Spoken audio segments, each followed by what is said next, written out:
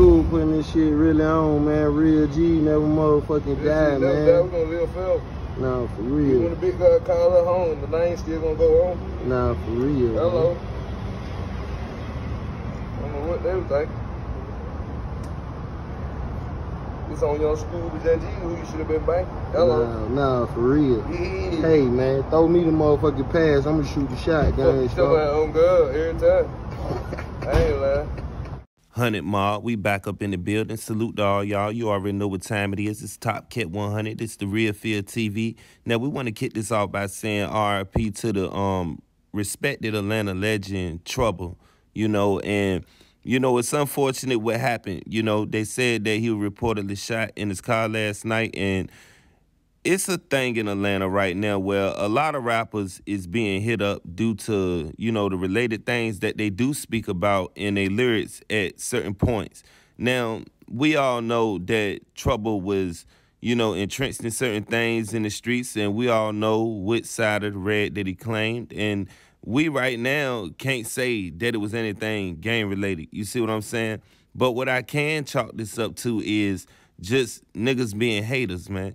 You understand? And it's like people is going to hate, man, when you in the city and you making a difference. And that difference could be just in your own circumference, in your family, and the people that know you. Now, we don't know what type of turns him and Alley Boy was on, you know, at the same time of this thing happening. And a lot of people want to know how Alley Boy feel about this because everybody know that he might feel some type of way about this. But the whole thing I'm trying to say is, you know, the whole thing with Trouble, I know of Trouble through Alley Boy, you know. So I understand why people would, you know, mention Alley Boy in this same breath. But, you know, Trouble was out here making his own bones.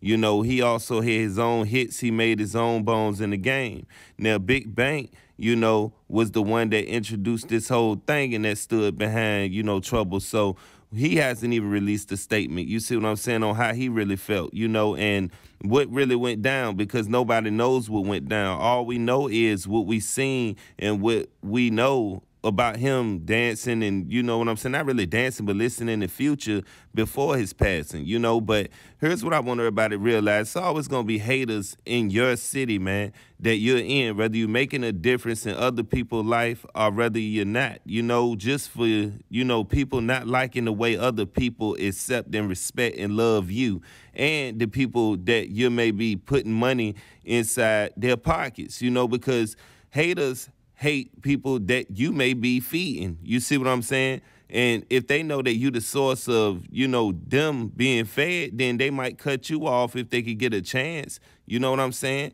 And, you know, hate is a hell of a, you know, aspect to really touch on when we talk about this whole thing, because don't nobody really talk about how this ongoing situation of rappers getting taken out in their hometown is getting weird to me. You know what I'm saying? It's almost like, I mean, it just happens out of nowhere. They spend years and even decades some inside their communities after they done made it, after the hits. You know, nothing happens at the peak of their career. Nothing happens when they got hits popping off. And then all of a sudden when things kind of, you know, out of nowhere, it just happens. And then it's like we dealing with situations like this. And this just go to show you, man, when you're a rapper, you got to stay out the way.